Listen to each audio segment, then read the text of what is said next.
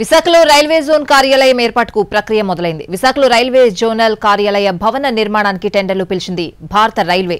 వచ్చే నెల 27తో టెండర్ల దాఖలు గడువు ముగుస్తుంది. జీఎం కార్యాలయం సహా ఇతర పరిపాలనా భవనాల నిర్మాణం చేపట్టనుంది రైల్వే శాఖ.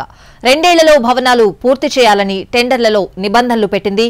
గత ప్రభుత్వం విశాఖ రైల్వే జోన్కు భూమిని కేటాయించేందుకు ఆలస్యం చేసిందనే ఆరోపణలున్నాయి.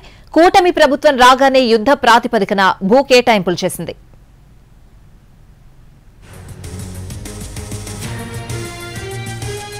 విశాఖలో రైల్వే జోన్ కార్యాలయం ఏర్పాటుకు ప్రక్రియ మొదలైంది. విశాఖలో రైల్వే జోనల్ కార్యాలయ భవన నిర్మాణానికి టెండర్లు పిలిచింది భారత రైల్వే.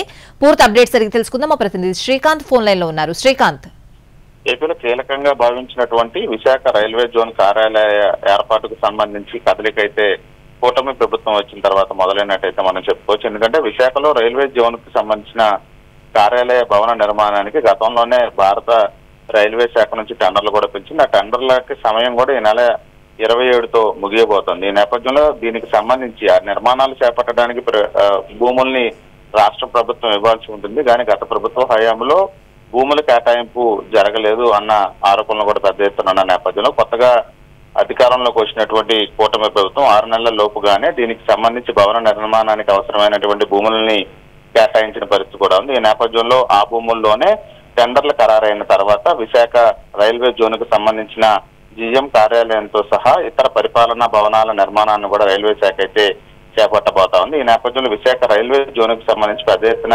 ఉద్యమం కూడా చేసిన నేపథ్యంలో దానికి సంబంధించిన నిర్మాణాలు ప్రస్తుతం విశాఖ కేంద్రంగా నిర్మాణానికి సంబంధించిన టెండర్ల ప్రక్రియ కానీ భూముల కేటాయింపు ప్రక్రియ కానీ పూర్తవుతున్న నేపథ్యంలో దీనికి సంబంధించి కీలక అడుగుపడినట్టుగా అయితే ప్రభుత్వ వర్గాల నుండి చెప్తా ఉన్నారు. కూటమి ప్రభుత్వం దీనికి సంబంధించి చొరవ తీసుకోవడంతోనే భూముల కేటాయింపు వేగవంతంగా జరిగి టెండర్ల ప్రక్రియకి లోపుగానే వీటిని కేటాయించడం జరిగినట్టుగా అయితే మనకి తెలుస్తా ఉంది. Right Srikanth, thank you.